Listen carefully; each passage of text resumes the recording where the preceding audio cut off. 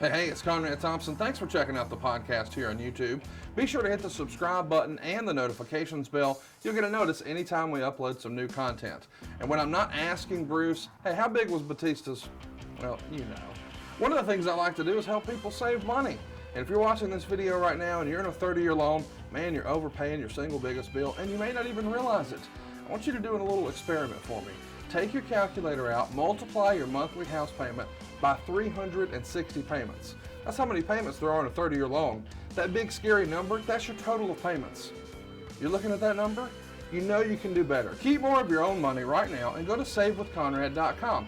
Or maybe you've got credit card debt. Man, it's not a matter of if I can save you money with that. Your average interest rate on a credit card is more than 20%. And by the way, all the interest you pay on those credit cards, it's not tax deductible. Whereas the mortgage interest, well, that is tax deductible. So if you owe this debt, it's up to you how to pay it back. Doesn't it make sense to get the cheapest rate possible and the greatest tax deduction possible? Find out how much money you can save right now for free at savewithconrad.com. You don't need perfect credit. Even scores in the 500s can be approved, and it's no cost out of pocket. But maybe best of all, we're licensed in more than 40 states. We can help more families than ever before. But how much can we save you? Find out right now for free with a quick quote from savewithconrad.com. Hey, it's Conrad Thompson, and you're listening to Arn with the hostess with the mostest. Of course, we're talking about the founder of the Four Horsemen, the enforcer himself, Double A, Arn Anderson. Arn, how are you, man? I am like everyone else, concerned, probably going through some trials and tribulations and having to adjust our life with this coronavirus. But I wanted to just start the show off by apologizing with all the cancellations and people that were expecting us to be at signings in different places. And we're not going to be able to be there, but we have to get behind the government and the plan that they have for all of us to fight this thing. And everyone's going to have to pitch in and do our part, do everything we can. I'm sure we're going to weather this. It's just a question of being inconvenienced, and just wanted to apologize to everybody and assure them that we will make up any of these dates if humanly possible, and get things back to entertaining the public and doing what we do well. And that's just letting everybody let loose and enjoy life. Well, you're going to be able to enjoy the podcast every week. Arn is broadcasting from his house. I'm coming to you from mine. So no matter what happens with a quarantine type situation, we can still keep trying to offer this weekly distraction for you. And we should mention that tomorrow night, Dynamite is still happening. I think it's going to be on a closed set there at Daly's place in Jacksonville. So there won't be any fans, which will be a little weird, but by now we've seen both SmackDown and Raw with that. So it's not that uncommon, but it's just going to take some getting used to. And I imagine it's a tremendous change for the performers, because the guys in the ring are used to reacting to a crowd. Yeah, it's, well, number one, it's the ongoing commitment by Tony Khan and the company to, still provide entertainment for everybody that's sitting home in front of a TV set. It's like my son Brock said. He said, he looked at me just with a flatline face and said, what the hell am I going to watch on TV for the next 4 months? They've wiped out all the sports. And said, well, you'll survive. And that's exactly what Tony Khan and AEW's commitment is. These guys are going to have to go out and do what they do and be creative and ad lib. And we're going to have to figure out some way to make an empty arena rock and roll. And there's some pretty good minds there. I think we'll be able to figure it out. Yeah, I know you will. I'm sure it's going to be entertaining.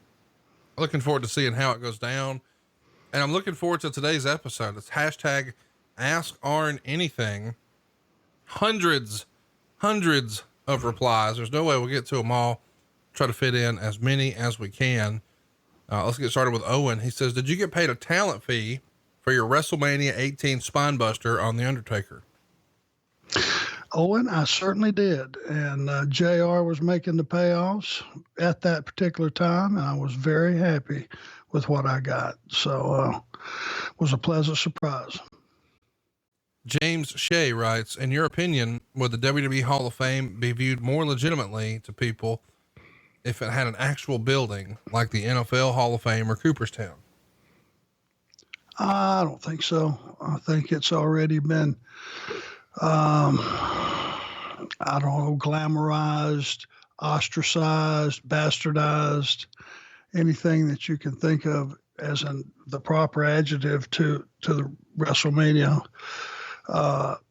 show that they have as far as the Hall of Fame portion of WrestleMania week. I mean, it's just another show. It's meant to be something special, but I just think there's just a lot of things that have happened along the way. A lot of people that probably shouldn't be in there. Probably there's some that should be that aren't. And having a building and just having memorabilia in there at this point, I don't think you can double back and that make a difference. James Shea wants to know, has Arn ever thought about being a talent scout? Well, I kind of am. It's usually been after they were under the same roof I was in. I could usually get my opinion on who was going to be a winner and who wasn't. But no, it's something I would certainly consider. Absolutely. Joseph writes, if you could have one more match, which arena and who would you like to call your match? So not who would be the opponent, who would you like to be on the call for the match, and what arena? Oh gosh. I think the arena would probably be Greensboro. No offense, Charlotte, but Greensboro is just always has been and always will be a tremendous wrestling town. How about the team of Tony Schiavone, Jim Ross, and Gordon Solie? Pretty badass group. I think that would probably cover every aspect of anything you could possibly want to talk about. Those guys can handle it. Ricky Morton's mullet writes in, did you ever slap anyone other than Disco? No, sir. He's the only one that I think I've ever slapped. I've been in a scuffle or two with a few guys in the business, but that was more a nut cut and fist fight. But the Disco, bad as it was, bad as I feel about it, sometimes, and just sometimes, it's the only time that's ever occurred, and I pray to God it never happens again. Did you see or hear of the Jeff Hardy incident at TNA Victory Road 2011? Refresh me. What was it? What was the Jeff Hardy situation? He allegedly went to the ring impaired, and they didn't know it or didn't stop it. And Bischoff walked to the ring and said, "Hey, I'm calling it. That's it. You're done." And then Sting beat him very quickly, and the match went off the air. But he just wasn't in the best physical shape, and it's been one of the most hotly debated topics of how did it happen. Of course, right after Jeff Hardy got the help that he needed and turned his life around, and it wound up being a good thing. But that day in particular, lots of criticism to go around. I did hear about it third person, and if you know Jeff Hardy, he's a good dude. He's a hard worker. He has given his body to the business. Whatever was going on in his life at that time, only he knows. I imagine he was battling some demons. To be at work and be tore up really exceeds taking a liberty by about times 10. I'm sure he didn't just wake up that morning and say, "Hey, I'm going to get blasted," and then go to work and screw the show up. I'm sure it was just one of those things that was just an aspect of what was going on in his life, and just another one of the horrible incidents that could have been way worse than what it was, but thank God it wasn't. Absolutely. And he's back now and doing his thing, and we're all glad to see it. Yes, we are. Ricky Morton's mullet wants to know, we all know, thanks to you, that Tony Schiavone can shampoo a water buffalo. Do you think anyone else could provide the conditioner? How about Colonel Parker? He could do it from another county, I think. My friend, he is the all-time hose. I don't know if anybody knows that. Okay, now you know it. Yeah, I think the word is out. A few years ago, a picture of him in a hot tub leaked, and he had on like tidy whitey type bikini bottoms, and to the point that I got a text from a friend of ours once he landed a new job and said, "Hey, send me that picture of Colonel Robert Parker." I'm like, "What?" He's like, "You know the one." And I had to think for a minute, like, "What is he?" Oh yeah, okay, got it. There you go. You know, the boys have always known it. It's one of those that, for whatever reason, just because of this generation, the fans have only been the ones that have the vehicle to ask that question on air. You know, this wouldn't have been possible 20 years ago, but it's always been known that if Colonel Parker wanted to just put his kickstand down and just hang out anytime he wanted to.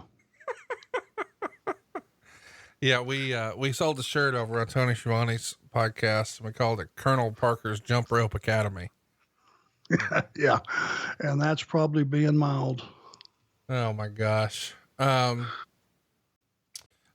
writes, since you and Flair have kind of drifted apart due to the business, is there anyone in the business that you're very close with today?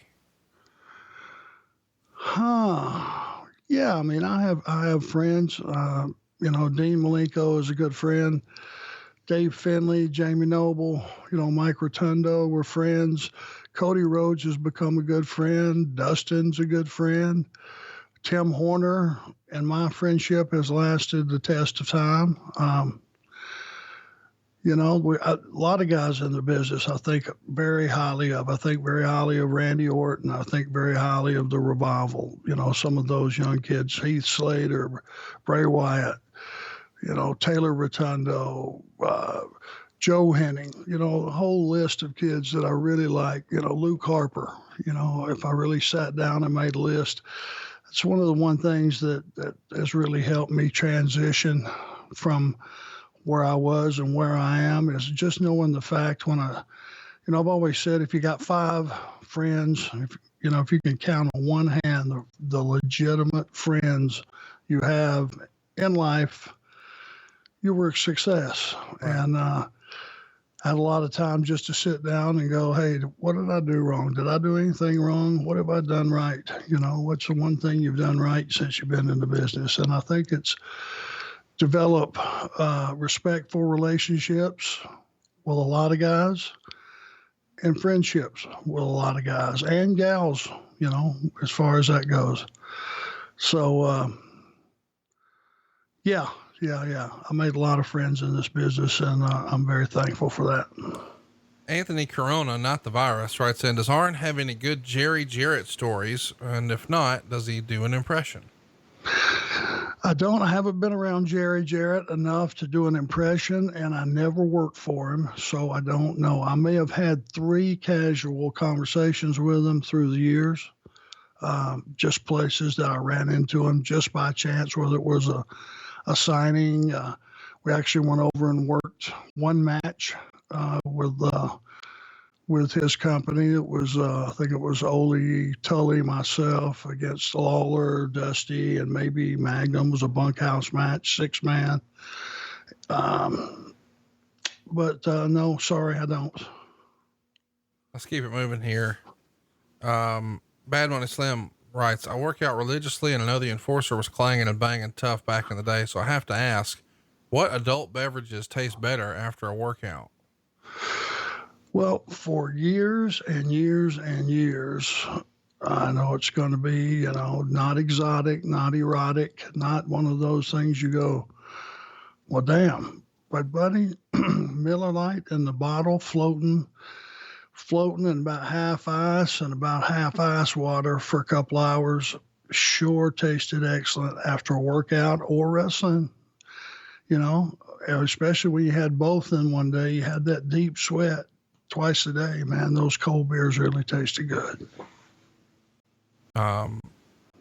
Mike Eldridge has a great question. Who is on Arn's Mount Rushmore of tag teams?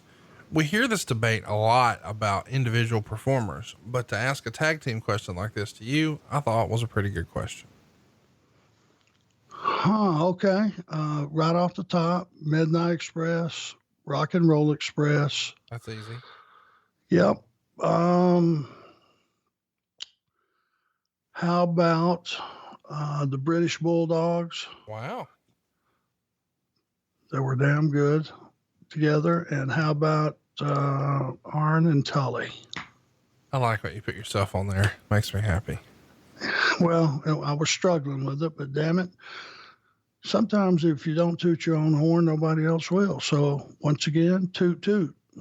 Michael Eldridge writes, had Arn stayed with the WWF and become a singles wrestler, does he think Vince would have ever given him an Intercontinental title run based on that title's great association with the Great Workers? Oh, I don't know. Maybe I would have been honored to have had a run with the Intercontinental title. Whoever knows. It's, I was such associated as being part of a team for so long. That was kind of my niche, and that was cool, and had no problems with it. Matter of fact, I preferred it. Eldridge has another great question about belts, which we enjoy talking about here on the show. What are some of Arn's favorite title belt designs? Well, the big one was always the number one, the world heavyweight champion, the big gold belt. I'm sure you're very familiar with that. Yeah, that's my favorite too. Yeah. Yep.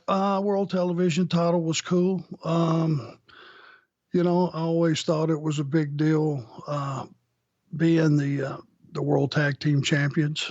And, it wasn't so much the design of the belt. It was more about what it represented. And if it was, if you were the world television champion and you had a lineup of challengers, the Steven Regals, the Mudas of the world, all those good baby faces that you had a chance, one of the Rock and Roll Express at a time, or anything, Ronnie Garvin, any of those guys that were just tremendous competitors, Barry Windham, good Lord, Sting, Luger, all those guys, it just depended on what the focus of the title was at the time and how hard it was getting pushed, more so than the actual design.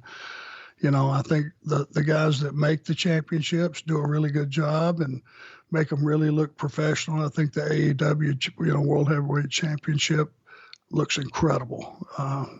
So they do really good work. Shout out to Dave Milliken, the guy who made that belt. I know me and you've talked about this before off air. I don't know that we've talked about it on air. Of all the different incarnations of the TV belt, which one was your favorite? Pretty sure red on black. Yeah. Was my favorite. I just thought it was cosmetically, it was a more attractive, realistic looking championship. Yeah. One of the all-time favorites of mine as well. It's interesting that it's sort of universally accepted that the Intercontinental title is sort of the second belt in the WWE, but it is the belt that's, mostly been associated with the best wrestlers. So once upon a time, that belt, while the big belt may have been held by Hulk Hogan, that secondary belt was held by Mr. Perfect or Bret Hart or Randy Savage, some of the really great workhorses of the bit, Ricky Steamboat, all those guys. It felt like as you were sort of rattling off the opponents, maybe I need to adjust my thinking, because I've always thought, well, the WWF Intercontinental is akin to the United States belt in WCW. But when you think about the guys who were competing for it, maybe it was the TV title, because maybe the TV title is sort of the WCW equivalent of the Intercontinental. If we go with the reputation is the guys who have this have the best matches. I think you may be right. For whatever reason, the U.S. championship now, in the Crockett days, it meant you were the number one contender, right, for the World Heavyweight Championship. That got lost in the shuffle somewhere. It became a secondary belt. And I just think that it wasn't put in a position to be in an angle with two top guys all the time and people talking about it on TV all the time. That's one thing about being the television champion. You knew you were going to get enough wrestling time and you were going to get enough interview time if you could carry both. And,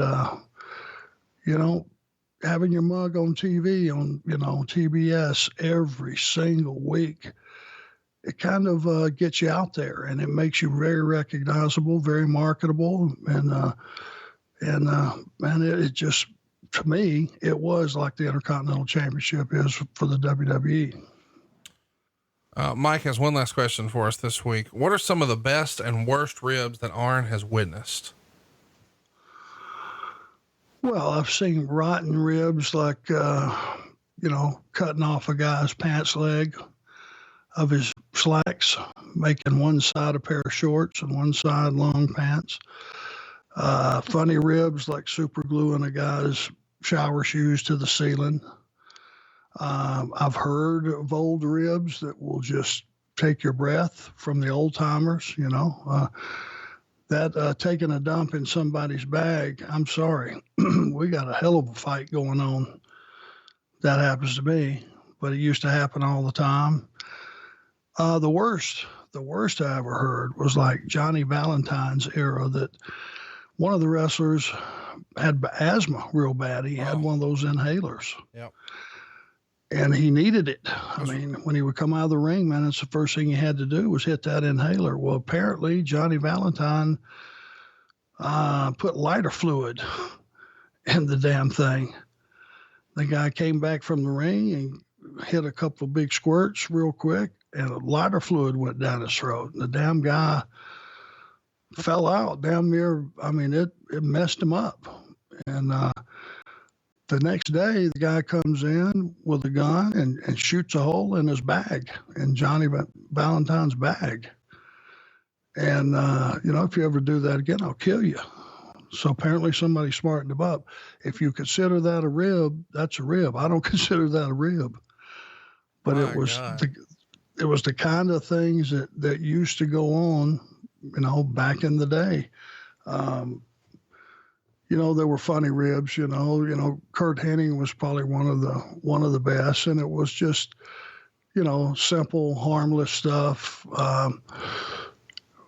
One good rib that was hilarious was when we were finishing up, Tully and I, with WWE, and the boys were throwing us a little, just some drinks down in the Marriott bar. No big deal. It was Bret Hart and Ted DiBiase and some other guys, and we're drinking. At the time, my beverage of choice was double Stoli Sea Breezes, and I'd had a couple, and catch a little buzz, and somebody bought a round of drinks. I think Brett brought a round of drinks, and they brought them to us, and we were talking and yakking, and he handed me a drink, and I went to drink it, and I turned that thing up, and something hit me on the top of the lip, and I just turned the glass back down and looked down in my glass, and there was someone's ear was in the drink. And I looked at Brett, and I looked beside him, and there was a guy standing there that had a prosthetic ear that used to be stuck on his head. He was a burn victim, for God's sakes. And it went from being on his head to being in my drink. Well, I put two and two together pretty quickly and started heaving. And I puked all the way out of that bar, all the way down the hall, all the way to my room. That, looking back on it, since my stomach is a little stronger these days, that was a pretty good rib. I'm glad you mentioned the shitting in the bag thing, because it does feel like there's this odd fascination in the wrestling business with poop. Where does that come from? Well, that was more back then. You don't have that happen today. I haven't heard of that happen. Matter of fact, that hasn't happened in a territory or a company that I've been with since I've been in the business. Oh, now, you weren't there in the WWF when guys were doing that? Like when people were shitting in Sable's bag and all that? No. I heard it, but I was never around it, and I never saw it, and it never happened. It didn't happen with any company that I was with. I heard about it happening with WWF at the time, and I heard about it happening in Tennessee and a few other places, but thank God I was never around that. There's some sanitary issues with that, for God's sakes. There was a famous rib I heard back in the day where Mr. Perfect was next to a guy on a plane and the guy just wouldn't shut up. He's just talking his ear off, and Perfect's trying to go to sleep. So he wants to be done with it. So he guy orders a drink, goes to the bathroom. He comes back. He's got his Woodford Reserve, but he doesn't know while he was in the bathroom, Kurt stuck his own finger up his own ass and took the shitty finger and rubbed it around the rim of the guy's glass. Oh, and yeah, but everybody in wrestling has a poop story. It's not just Sean Waltman shitting in people's bags.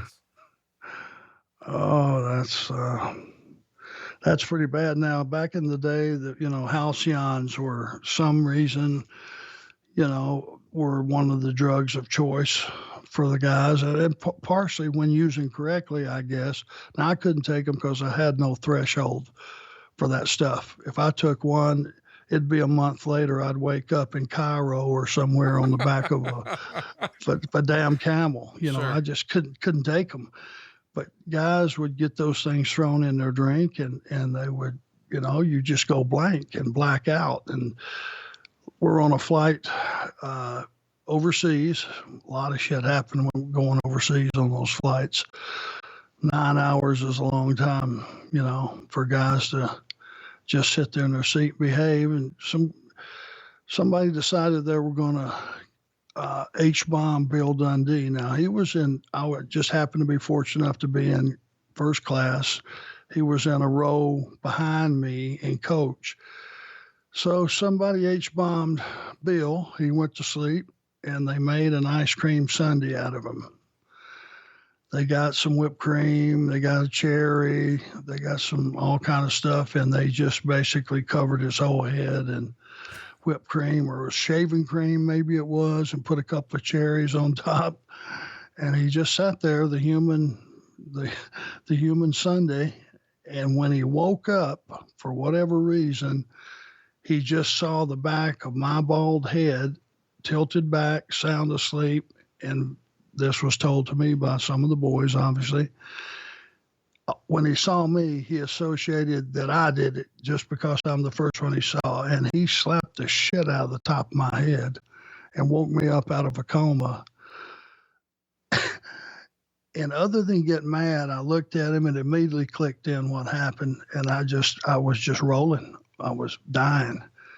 And that's one of those ribs that was harmless, but and that made him madder, I'm sure. I mean, for him to be pissed off and you're laughing, that makes it even worse. Well, yeah, it probably made me look guilty, and I swear to God, I wasn't part of it. I don't rib guys, and I just never have. I'll joust with guys, I'm pretty good about going back and forth verbally jousting, but ribbing, I never rib guys. And, would have been, if he would have just thought for a minute and looked around and saw who was on the flight, it'd been pretty easy to pick out who it was, but that was a pretty good rib too. About every other question this week on Twitter that came in, wanted to know, why did you call Lex Luger an eggplant? Okay, so this one has an answer, and it's you would have to be there to appreciate it and know all the parties involved to really appreciate it. But we were in LA at the Forum, and it was the Road Warriors and somebody, whoever their third partner was, I can't remember now, but it was Tully, Rick, and myself. And it was a cage match. Well, they sent the wrong cage, and the cage actually fit not on the outside rim of the apron where it belonged. So you could stand on the apron, but because this started out as a tag match, it was supposed to be, but the cage actually fit flush against the outside of the ropes, if you can picture that. So there was nowhere to stand. You had to stand in the ring, in your corner. So Luger gets in there, pretty much the first part of the match. Well, Hawk was just Hawk. He didn't stop to think about, hey, am I burying the heels here? You know, what are the repercussions of this? How does this look to the audience? He gets in there and circles with Luger and just starts walking him, and he walks him right back into our corner, and Hawk is standing there about 1.5 feet, and Luger's butt is hitting the turnbuckle, and we're all three just standing there, and he's looking around and he goes, Jesus, Arn, what do I do? What do I do? What are we going to do? He's right there. What are we going to do? And I just looked over, and I don't know where it came from. I said, shut the fuck up, Eggplant. I'm thinking. That's how he was named Eggplant. See how simple shit is in this business, how it just something happens and it is from then on. It's tremendous. The man writes in, who in your opinion would have made a good horseman that never was one? Probably Ted DiBiase. Oh, that's an excellent name. I like that one. He just would fit. We would fit the mentality. He would fit the work rate, and the costuming is every day. You know, Teddy always dressed to the nines. You know, he would have just been a good fit. No argument for me on that one. Great fit. Rob writes, a stooge once told the story of you, a Chicago hotel, and a phone call to the general. This can't be true, right? No, it's true. And the stooge is Tony Schiavone, that dipshit. So the story as it goes is Tony Schiavone helped get you, quote, weekend at Bernie's level drunk, and took you to a hotel. It wasn't the company hotel, but they didn't know where that was, or maybe it was. Either way, you wake up in a strange place. You're not exactly sure where you are, but you realize you're in Chicago and know one person in Chicago, right? Yes. Yeah. I mean, here's the part that, this was a rib. We were drinking downtown, and David Crockett, the owner, one of the owners, was with us. And we were downtown, they would always take care of us there was I think the bar was called the Snuggery or something. We would go in right straight away from the show, which was downtown. We would stop by and have some drinks, and then we would head back out to our hotel, which was always by the airport. And, this is one of those nights because there was a lot of, if you say free open bar tab to wrestlers, it's like a fire drill, but instead of running out of the building, they run in the building. So a lot of the boys were there, and which leads me to believe, I could hold my liquor pretty good, that somebody H-bombed me, which somebody threw a halcyon in my drink. That particular night, because I have no recollection of any of it. Well, Tony said apparently that I was standing beside him, propped up on an elbow, and my feet just started sliding, and I couldn't stop them from sliding, and just did a belly bump or something right there in the bar, which, as you could imagine, we already had pretty good amount of attention. I would imagine that probably escalated it, but all the wrong way. So apparently they get me in a cab or something, him and David, and they took me to the hotel. Well, great. Problem is, it wasn't our hotel. And they get me checked in. They get me up to the room. I take a bump. Maybe they pull my shoes off. I don't know to what extent. Hopefully they took my glasses off my head, or I'd have woke up with them stuck to my back, probably.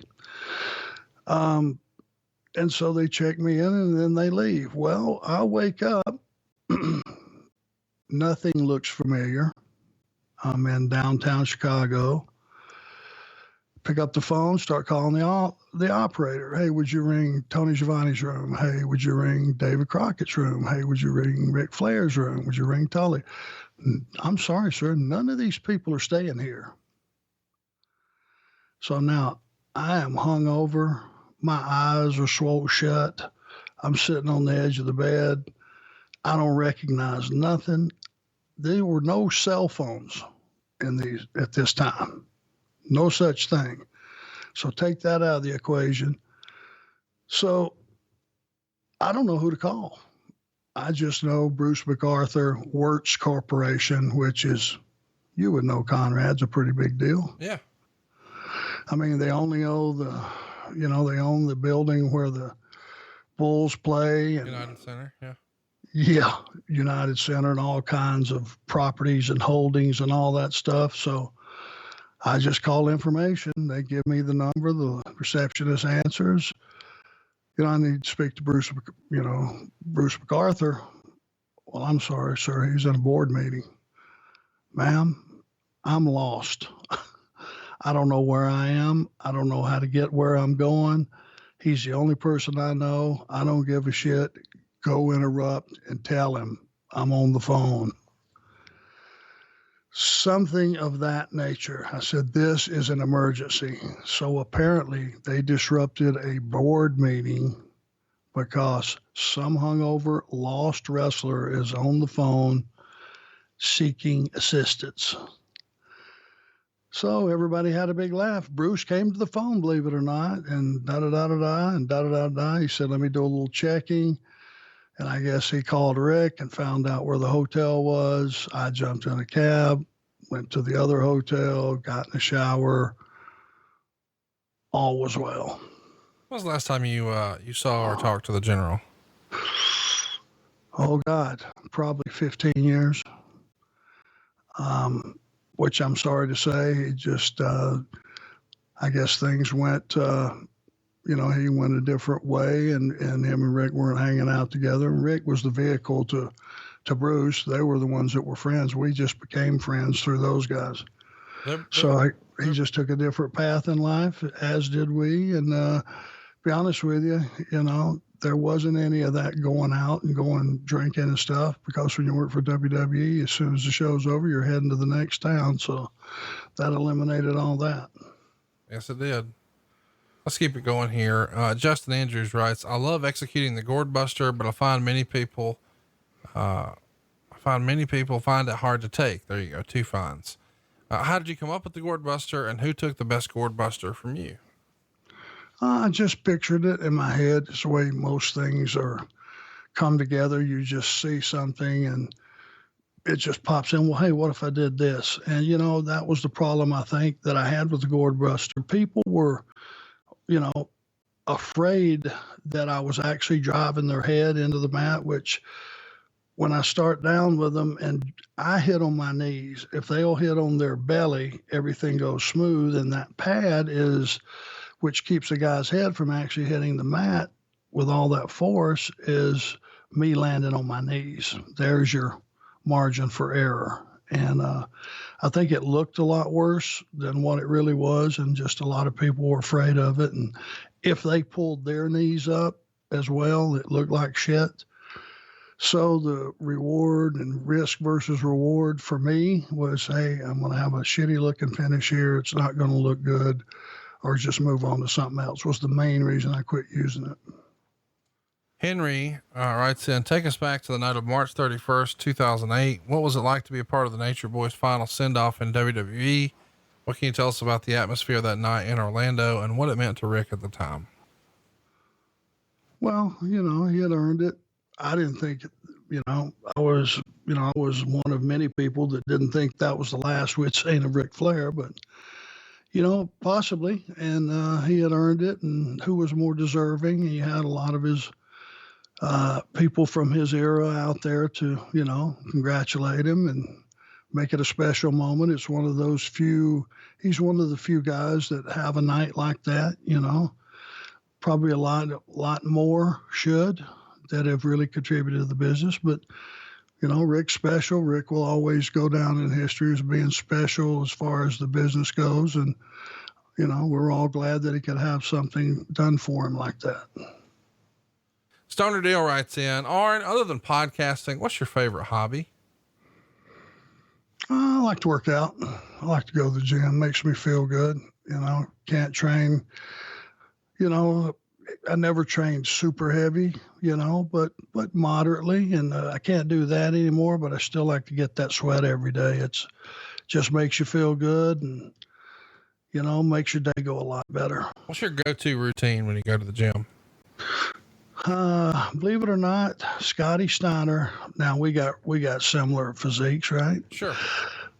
Put me on a routine probably 25 years ago.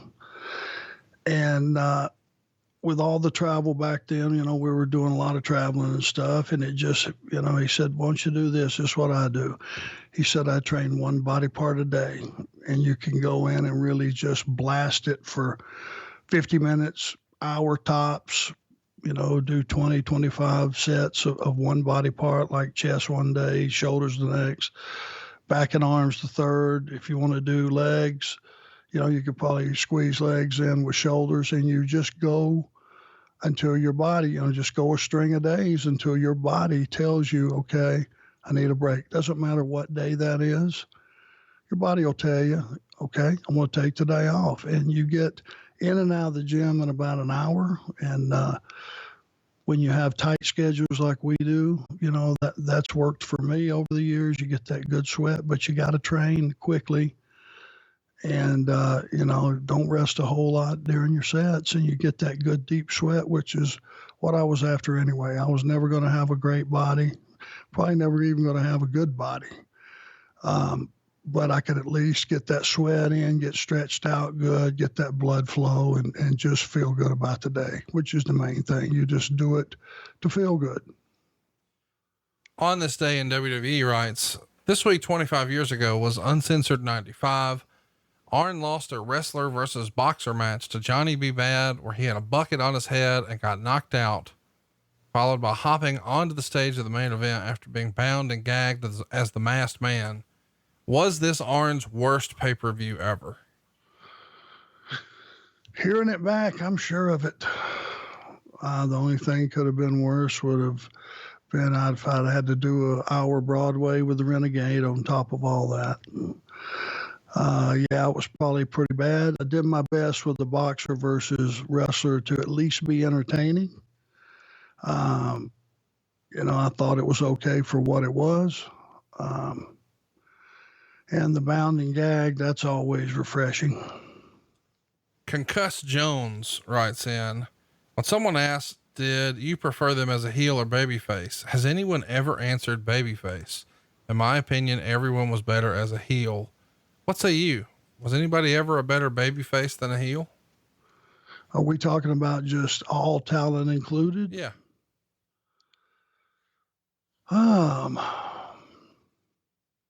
Yeah, Brad Armstrong was a better babyface than a heel. Which his tenure is, I think he wasn't he a free bird for a minute? Was he? Check the books. Okay. I think he had a mask on, the Candyman. Oh, yeah. Okay. I forgot. You're talking about Under Hood. You're right. During that era, something. He was a Fantasia when he was a part of the Freebirds, but he was also Bad Street, and he did the Candyman. He did Arachnaman. That's what I was thinking of. God, those are all so rotten. No wonder we forgot them. Why would you put anything on Brad Armstrong as talented as he was? Yeah. Matter of fact, I was watching some old stuff. I was watching a couple matches with Brad. God almighty, was he good. I don't think Ricky Steamboat, and he used to ask me about twice a year, God, I'd love to be a heel. Won't you come up with something to turn me heel? I said, Ricky, let me just tell you point blank, I don't want to, shit in your mess kid or anything, but you could never, ever be a heel. It's not in you. All you would end up doing if you turned heel would be to disappoint some old people and probably some kids. You would never get the kind of heat that you need to get to be a top heel. And he really wanted to experience it, but it just wasn't in the cards for him, I don't think. Chris writes, what are Arn's thoughts on Steve Austin's heel turn at WrestleMania X7 and his heel run in 2001? If you've got WCW taking a dive, right? There are no more. Yep. And you got Austin and Rock as two hottest baby faces probably in the world. Yep. Why mess with that? You know, it's one of those things that as many shows as they were running and as many venues and the huge cards and the pay-per-views and all that, you need more than one baby face. And to have two of that magnitude that were that over, you know, and I remember seeing those guys, you know, doing promos and every single body was standing and chanting and raising holy hell. I mean, and chanting along with them, and just the audiences were just with the program. It was a rare time in the business to turn Austin heel. Just why? I mean, why? Probably a major mistake. Let's keep it rolling. This one comes to us from the Mid-Atlantic Championship podcast. They write in, please talk about the team and eventual split with Jerry Stubbs, both sides of which were incredible. Thoughts of how that was laid out all the way up until the end when he lost the loser leaves matches, any nerves throwing the fire, Sonny King as a manager, joining the stable, etc. Well, when I first went to Pensacola to start, my territory run, not the 3 weeks that I had been there a year previous or whatever it was, but to go down and start working. I drove down to Birmingham from Rome, where I was between territories, and I started in Birmingham. I didn't know Jerry at all, and he was riding in a van with a bunch of the other boys, and he said, hey, you know, if you like, I'll ride with you and ride back to Pensacola. We, you know, get acquainted. And I said, great.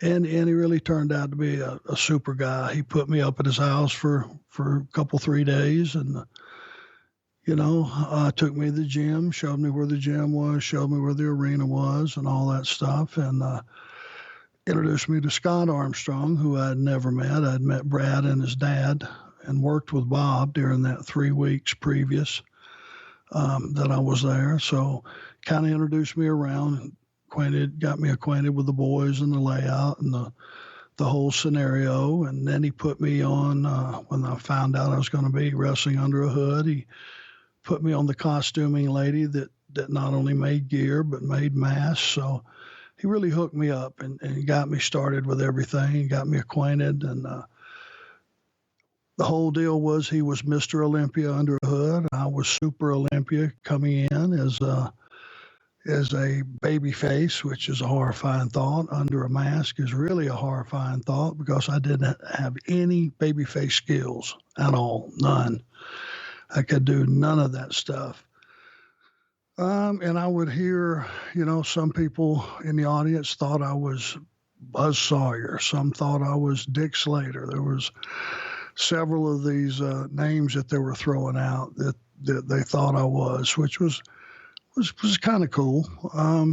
But we did a little angle and worked together, and then we became partners, and that's where I started to learn about tag teams and tag team wrestling. And because he was really, not only did he look like $1 million, you know, living in Pensacola, you had access to his swimming pool and the beach, and the guy was tanned. And he was a tremendous worker. There was no flaws in Jerry's work, look, any of that stuff. And he could do a pretty good promo. You know, he had a pretty heavy Southern drawl, but we were in the South, so it worked. And, you know, we became a pretty good team and gelled together, and then we got better as a team, and it just started clicking, and we started working with Scotty Armstrong and the Tonga Kid at that time, who was about 180 pounds, and Johnny Rich. They were called the Rat Patrol for obvious reasons. The little girls loved them.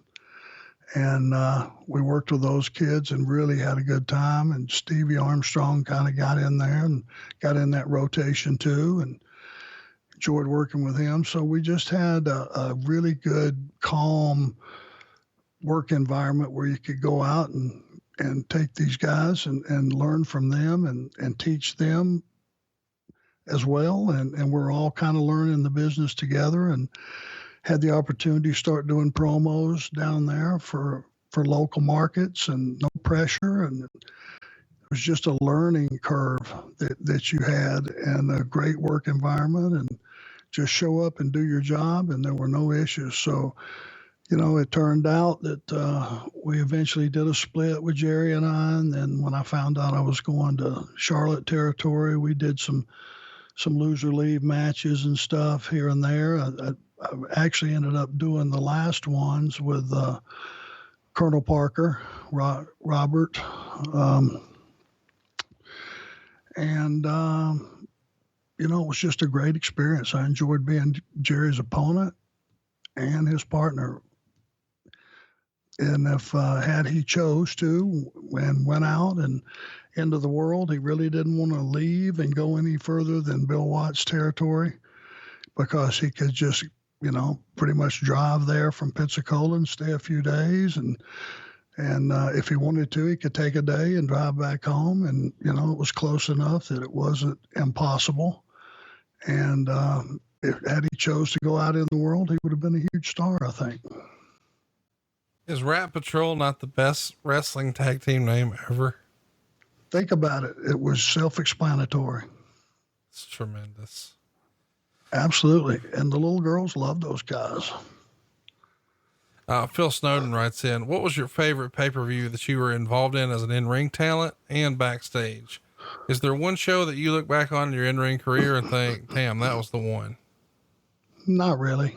I think it's hard to top when I go back and relive stuff. I mean, there's being a wrestler and all that entails, and being in big matches on a pay-per-view, and or even a Clash of the Champions for that matter. And then you look at having a spotlight like the Undertaker appearance, the Spinebuster and the Undertaker. If you really think about it, for a heel that's no longer allowed to be a wrestler because you can't get cleared medically, you're kind of pigeonholed into, as an agent, what you can do. To be allowed to be involved in Spinebuster and the Undertaker at WrestleMania is pretty damn stout. And of all the things I've done, getting that tingling feeling back and not actually being in the match, that's probably as close as I'll ever get to something of that magnitude. The stuff I'm doing with Cody now is a lot of fun. This was just one of those deals that it's like bigger than life, because Undertaker was bigger than life. Yes, he is and was. A couple more questions, then we'll wrap this one up. Richard Barnes writes in, Arn, how did you meet your wife? I was in Pensacola, and Scott Armstrong and myself went to the fair, Pensacola State Fair, and we're walking around, and some group of young ladies were all gathered up there, and it was, as it turned out, it was, they were all painted up for like some gag, they had paint on their faces and all this stuff. It was some cheerleading gag that they were doing. And Erin just caught my eye. She was just, my God, she was just stunning, even underneath all the goofy makeup and all the goofy costuming. Well, I met her, and Scott introduced me to her, and a couple of other girls. And, we kind of went our own way and everything. And several months later, I ran into her again at the mall, and it was just a hi, goodbye, and all that stuff. And as it turned out, her mom was a wrestling fan, and we were in Pensacola and running the show there, obviously every Sunday. And Erin went to the show with her, and I just happened to see her walk by. I was watching the matches through the curtain, and I just he gave her a, hey, whoa, remember me? And one of those goofy things. And I probably said something really stupid. And she, again, she was dressed up and she just looked, she was the prettiest thing I'd ever seen. I don't know what to tell you, And I still feel that way today. And asked her for a number and if she wouldn't mind if I called her. And there was an age difference.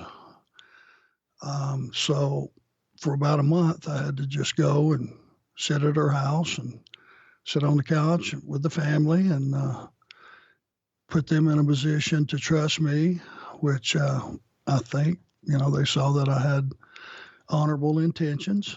And we started dating and we were together the rest of the time I was in Pensacola. And when I moved to Charlotte, she came up pretty soon after and we got married in Rome and we have been together ever since. That was 85. And it worked out. How about that? It did. In this business, you got to have a very special woman to stay with you because you're gone all the time and they have to take care of every single thing from the dishwasher, shutting down to the car blowing up to somebody stealing your identity theft, you name it. Anything that could come up negative in life, guess what? I'm in, somewhere out in the Midwest and she's having to deal with it. And for someone to do that and stay with you and raise your children and do a good job of it and provide you a nice home to come home to and all those things that the really good women, that are associated families and stuff with wrestlers and guys in the business, they're a special breed and they deserve all the credit in the world because they do everything. As you're finding out, Conrad, all those extra things that there's no way you could get to them. It doesn't hurt having a wife you can call and go, hey, could you do this for me? Sure takes a load off of you. Absolutely. Two more and then we'll wrap this one up. This one is about one of those women in wrestling who once was on the road and then became a homemaker. TW writes in, what was Nancy Benoit like? Nancy was, I got to know Nancy when, early on in WCW. She was really a sweet lady. When my oldest was young and we went down to Daytona for a vacation one time. We went over to Nancy and Kevin had a real nice condo on the beach. I mean, it was beautiful, way up high, really well decorated, facing the ocean, right on the ocean. It was really beautiful. We went over there before we were going to dinner one night, just hanging out. And I look over and we hadn't been there 5 minutes. She's already got Barrett, my oldest son. He would have probably, I don't know, been 5, 6, something around that age. They're over there sitting on the floor coloring. I mean, within 5 to 10 minutes of us walking in the door, she's already got him over there coloring. And she just was just a sweet, sweet person. And, really a nice person too. And all I ever had, the only relationship I had with her was as a good friend. And I didn't see any of the turmoil that went down with her and Kevin firsthand or Chris. There was no inkling of any of that. I just saw her as just someone that was always there and she was a professional, did a good job at her job. And, she's missed, that's for sure. I had a chance to see the episode on Chris Benoit and Nancy Sullivan, or Nancy Benoit rather, and the new Dark Side of the Ring. It comes out next week. Mark your calendars right now. It's March 24th, which will be 1 week from the day. It's going to be on Vice TV. Check your local listings. You don't want to miss it. I think it has a runtime of 2 hours. It's about an hour and a half without commercials.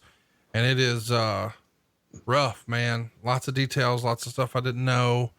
But it is one of the biggest stories in the history of wrestling. And I'm sure we'll talk about it more in the future. Last one, let's end on a high note. Let's have some fun with this one, Arn, and then we'll wrap it up. Troy Coleman writes in, if injuries weren't a factor, would Arn have taken the dick spot from Joey Ryan? No, absolutely not. And I don't even know what it is. So the gimmick is you grab his penis and then his penis, turns you a flip. No, absolutely not. Now hang on, hear me out. What if we had a Golden Gloves boxer put on a boxing glove and we put a bucket on your head and we punch you and knock you out? Would you be in for that? As stupid as that may sound, for a grown man to be standing there wibble wobbling like a weeble with a bucket on his head, that still is not as embarrassing as grabbing another man's Johnson. No, to each his own. If that's his gimmick, that's his gimmick. I just came out better, be honest with you, stomping a man's arm until it was useless and then Spinebuster. Well, in the next life, let's see if we can't get you to at least try doing some dick grabs. Can I tell you something? If I had 9 lives, we'd still be arguing about doing this spot. I don't care what you do. Hey, it's Conrad Thompson. Thanks for checking out the podcast here on YouTube. Be sure to hit the subscribe button and the notifications bell so you get a notice anytime we upload some new content. And go save yourself some money right now. If you're in a 30-year loan or you have credit card debt, it's not a matter of if I can save you money. It's a matter of how much. Find out right now for free at SaveWithConrad.com.